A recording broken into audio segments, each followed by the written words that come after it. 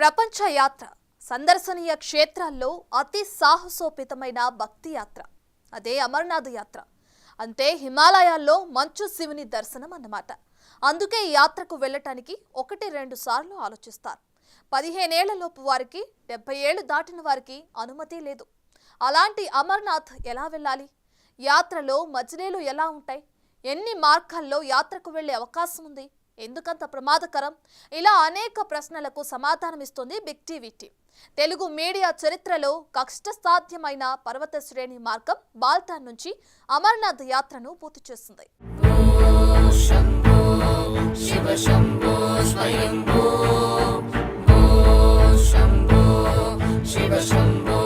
23 పుణ్యక్షేత్రాలను దర్శించినంత పుణ్యం.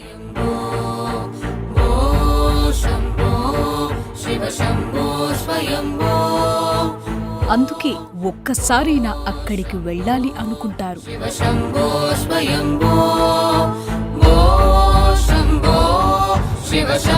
అలా అని అది సాదా సీదా యాత్ర కాదు. గన్నుల పహార, అనుమతులు, హెల్త్ చెకప్లతో కూడిన సాహస యాత్ర.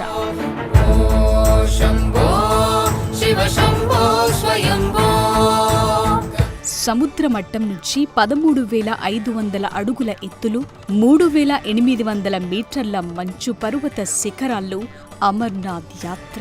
ప్రతి ఏటా జూన్ నెలాఖరు నుంచి జూలై నెలలు అనుకూల వాతావరణంలో 48 రోజుల పాటు యాత్ర కొనసాగుతుంది. హిమాలయాల్లో సహజ సిద్ధంగా ఏర్పడిన భోలేనాథ్ దర్శనం కోసం అనేక మంది యాత్రికులు సిద్ధపడతారు. యాత్రకు వెళ్లటానికి అందరికీ సాధ్యం కాదు. దీనికి ఆరోగ్యం, వయస్సు ఇలా అన్నింటినీ చెక్ చేసిన తర్వాత అనుమతులు ఇవ్వబడతాయి.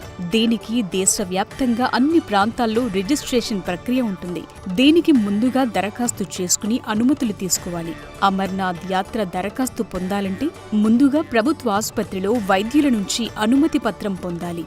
బీపీ, షుగర్లు కంట్రోల్లో ఉన్నాయనే నిర్ధారణతో పాటు గుండెపోటు వంటివి గతంలో రాలేదనే నిర్ధారణ, దీర్ఘకాలిక రోగాలు లేవనే సర్టిఫికేషన్ అవసరమవుతుంది. ఇవన్నీ వచ్చిన తరువాత అమర్నాథ్ యాత్రకు వెళ్లటానికి డేట్ నిర్ధారణ జరుగుతుంది. ఆ తేదీ కూడా మొదటి రోజు నుంచి యాత్ర కొనసాగే 48 రోజుల వరకు ఎంతమంది ఆయా ప్రాంతాల నుంచి వెళ్లాలనేది అప్లికేషన్ల ద్వారా డిసైడ్ అవుతుంది.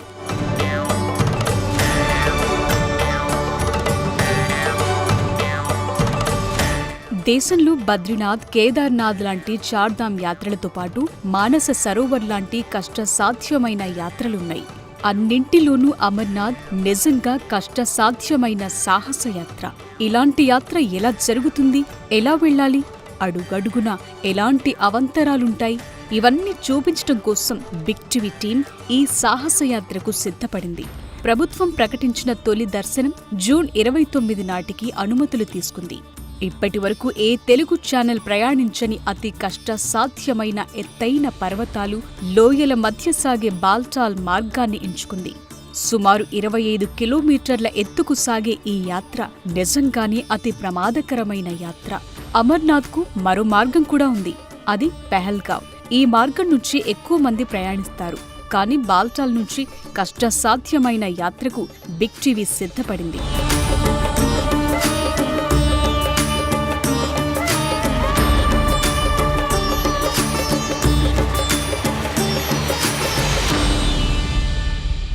హైదరాబాద్ నుంచి అమృత్సర్ మీదుగా విమానంలో జమ్మూ కాశ్మీర్ క్యాపిటల్ శ్రీనగర్ చేరుకుంది బిగ్ టీవీ టీం. శ్రీనగర్ నుంచి అమర్నాథ్కు వెళ్లటానికి ముందుగా బేస్ క్యాంపులకు చేరుకోవాలి. బాల్టాల్, పెహల్గావ్ ఈ 2 బేస్ క్యాంపు ప్రాంతాలు. శ్రీనగర్ నుంచి ఈ 2 ప్రాంతాలు చేరుకోవాలంటే 100 కిలోమీటర్ల పైనే రోడ్ మార్గంలో ప్రయాణించాలి.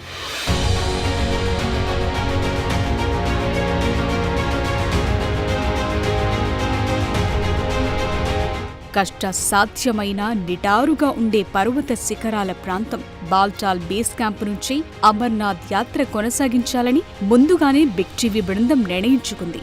అందుకే బాల్టాల్ వైపే బిగ్ టీవీ తన ప్రయాణం ప్రారంభించింది. బాల్టాల్ వెళ్లేందుకు ముందుగా సిద్ధం చేసుకున్న వాహనంలో ప్రయాణం మొదలుపెట్టింది.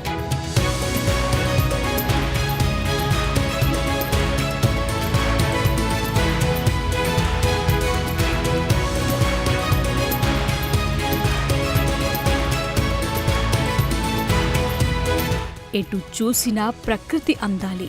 సంవత్సరంలో సగానికి పైగా కురిసే మంచును తట్టుకునేలా కనిపించే ఆకర్షణీయమైన నిర్మాణాలు.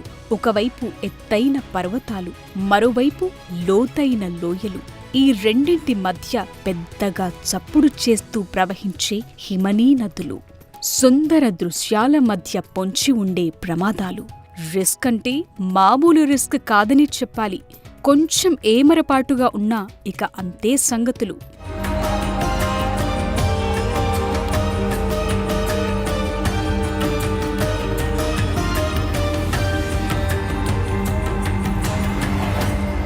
సుమారు 150 కిలోమీటర్ల ప్రయాణం.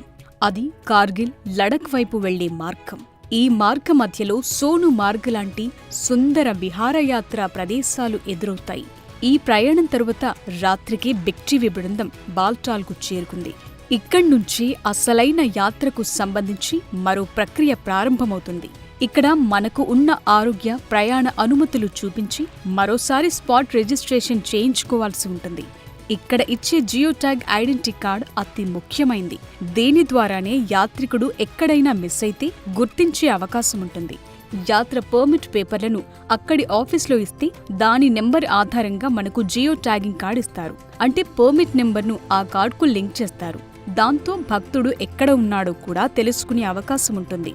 ఆ తరువాత భద్రతాపరమైన తనిఖీలు చేసి భక్తులను లోనికి అనుమతిస్తారు. ఒకవేళ భక్తులు కేవైసీ ప్రాసెస్ రాష్ట్రాల్లోనే చేసుకోకపోతే వారికి జియో ట్యాగింగ్ కార్డు ఇచ్చే సమయంలోనూ చేస్తారు.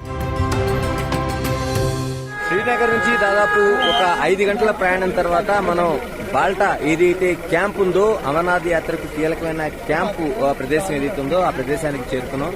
చాలా మంది యాత్రికులు చేరుకుంటున్నారు. ఒకవైపు మిలిటరీ, BSF, మరోవైపు జమ్మూ కాశ్మీర్ పోలీస్ తో సైతం ఇక్కడ పెద్ద ఎత్తున సెక్యూరిటీ ఏర్పాటు చేశారు. వచ్చిన వాళ్ళకి క్షుణ్ణంగా తనిఖీ చేస్తున్నాం. మనం చూస్తున్నాం చుట్టూ కొండలు ప్రదేశం, ఆ మధ్యలో ఈ బేస్ క్యాంప్ అనేది మనకు కనిపిస్తుంది. ఇది మనకి ఇక్కడ కనిపిస్తున్నది రిజిస్ట్రేషన్ కార్యక్రమం. అంటే ఏదైతే రిజిస్ట్రేషన్ జరుగుతుందో ఈ రిజిస్ట్రేషన్ వచ్చిన తర్వాత వాళ్ళ ఐడెంటిటీ కార్డ్స్, అంటే యాత్రకు సంబంధించిన మెడికల్ చెకప్ కు సంబంధించిన సర్టిఫికేషన్ కావచ్చు, తర్వాత ఆధార్ కావచ్చు, ఇవన్నిటిని తీసుకున్న తర్వాత ఇక్కడ నుంచి దాదాపు 20 కిలోమీటర్లు ఉండే అమర్నాథ్ యాత్రకు వెళ్లడానికి ఇక్కడంతా దీనికి ఒక ట్యాగింగ్, జియో ట్యాగింగ్ తో పాటు ఒక ఐడెంటిటీ కార్డు ఇస్తారు. ఈ ఐడెంటిటీ కార్డుతోనే పైకి వెళ్లాల్సి ఉంటుంది. ఎందుకంటే పూర్తి సెక్యూరిటీతో తనిఖీ చేసిన తర్వాత మాత్రం ఇక్కడికి పంపిస్తారు కాబట్టి.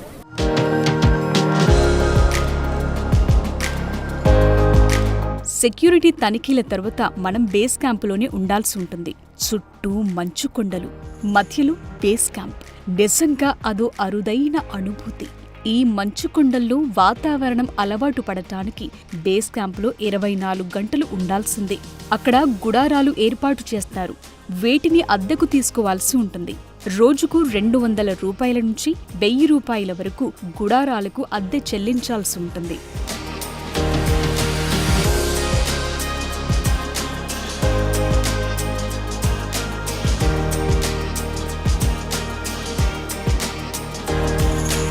అడుగడుగునా పోలీసులే కనిపిస్తారు. BSF, CRPF, జమ్మూ కాశ్మీర్ పోలీసులు పహారా కాస్తారు. ప్రతి వాహనాన్ని క్షుణ్ణంగా పరిశీలిస్తారు. యాత్రికులకు పూర్తి భద్రత కల్పిస్తారు. ఎందుకంటే ఏమాత్రం ఆదమరచినా ఉగ్రవాద దాడులకు గురికావాల్సిందే.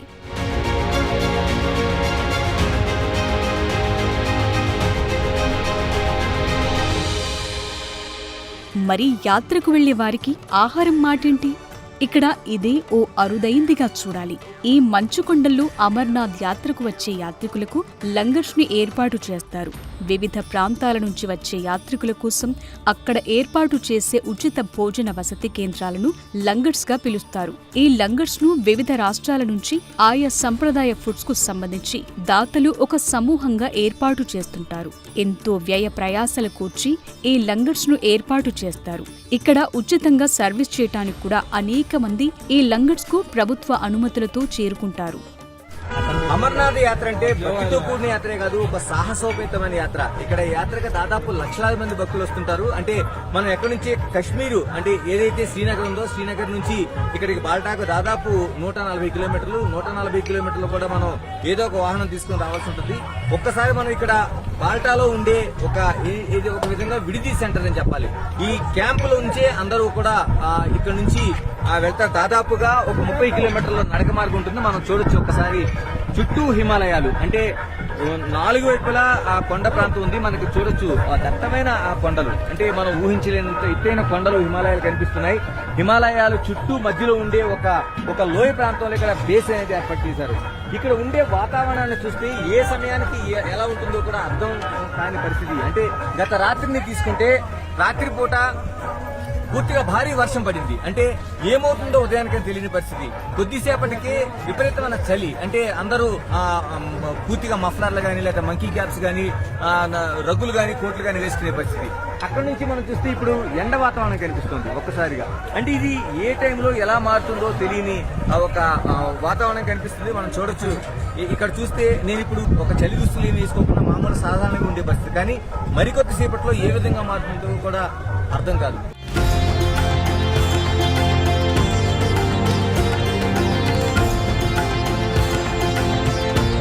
2011 నుంచి అమర్నాథ్ యాత్రలు తెలుగు రాష్ట్రాలకు చెందిన భక్తులు అమర్నాథ్ సేవా సమితిగా ఏర్పడి సేవా కార్యక్రమాలు చేస్తున్నారు. అలా ఈసారి కూడా వారంతా కలిసి లంగర్స్ ఏర్పాటు చేశారు. అయితే ప్రత్యేకమైన లంగర్ లేకపోవడంతో ఇతరుల దాంట్లోనే అద్దెకు తీసుకున్నారు. అందులోనే వంటశాలను ఏర్పాటు చేసి తెలుగు రాష్ట్రాల భక్తులకు భోజనం ఉచితంగా అందిస్తున్నారు. తెలుగు రాష్ట్రాల నుంచి 5 కేంద్ర మంత్రులున్నారని వచ్చే ఏడాదైనా ఒక ప్రత్యేక లంగర్ ఇప్పించాలని వారు కోరుతున్నారు. మేము 2010లో ఒక 45 జంటలు వచ్చి ఇక్కడ 4 రోజులు వర్షాభావంతో ఇక్కడే ఉండి మాకు ఇబ్బంది అయితే 2011లో స్టార్ట్ చేసినాం. అప్పటి నుంచి ఇప్పటి వరకు జరుగుతున్నది. మాకు సొంత లంగర్ కావాలని చెప్పి మేము 4 కేంద్ర మంత్రులతో లెటర్ తీసుకుపోయి ఇక్కడ గవర్నర్ కూడా ఇచ్చాము. ఇస్తే ఇప్పుడు బ్యాన్ ఉంది, తర్వాత చేద్దామని చెప్పి వాళ్ళు ఇప్పటివరకు మాకు ఇవ్వలేదు. ఇక్కడ మేము రోజు ఉదయం చాయ్, కాఫీ, టోస్ట్ బ్రెడ్, బిస్కెట్స్, మధ్యాహ్నం భోజనం, సాయంత్రం స్నాక్స్, రాత్రి భోజనం, అందరికి ఎంతమంది అయినా రాని అంతమందికి సుమారు 30 నుంచి 35 రోజులు మేము సేవ చేస్తే రెడీ ఉన్నాం. 30 మందితోనే అమర్నాథ్ అన్నదాన సేవా సంస్థని స్థాపించి మనం అంచెలంచెలుగా ఎదిగి ఈరోజు 185 మందితోని గత 2011 నుంచి ఇప్పటి వరకు ప్రతి సంవత్సరం మనం బ్రహ్మాండంగా వేరే లంగర్ల వాళ్ళతో, ఎందుకంటే ఒకసారి ఏర్పాటు చేసిన లంగర్ మళ్ళీ వచ్చే సంవత్సరం వాళ్ళు ఇస్తారా మనం రాణిస్తారా లేదని పరిస్థితులలో ఒక్కొక్కసారి ఒక్కొక్క లంగర్లో చేసుకుంటూ విజయవంతంగా అమృత్సర్ వాళ్ళ లంగర్లో మనం 2018 నుంచి ఇక్కడ ఉండడం జరుగుతుంది. 2014 నుంచి అమర్నాథ్ యాత్రకు ప్రతి ఇయర్ ఫస్ట్ డే దర్శనం చేసుకోవడానికి దాదాపు 30-40 మంది ఫ్రెండ్స్ కలిసి ఇక్కడ వస్తున్నాం. టెంట్స్ అరేంజ్ చేసి ఇక్కడ బండారాలు పెట్టి సేవా సంస్థలు అయితేనేమి, సేవాదారులను అయితేంది, లక్షలాదిగా వచ్చే అమర్నాథ్ యాత్రికులకు అందరికీ వీళ్ళు అన్నప్రసాదం పెట్టడము, వెరైటీ ఆఫ్ ఫుడ్స్ ఫెస్టివల్ ఇక్కడ పెట్టి వీళ్ళు కూడా వాళ్ళ సంతృప్తి చెందుతుంటారు. మొత్తంగా అస్సలు సిసలు యాత్ర ఇప్పుడే మొదలు కానుంది. నడిచే శక్తి ఉన్నవారు మినహా మిగతా వయసు మీద పడిన వాళ్లు, నడవలేము అనుకున్నవారు డోలీలు, గుర్రాలపై వెడుతుంటారు. అలా బిగ్ టీవీ టీం కూడా కొద్ది దూరం గుర్రాలు, ఆ తరువాత కాలినడకన యాత్రకు సిద్ధమైంది.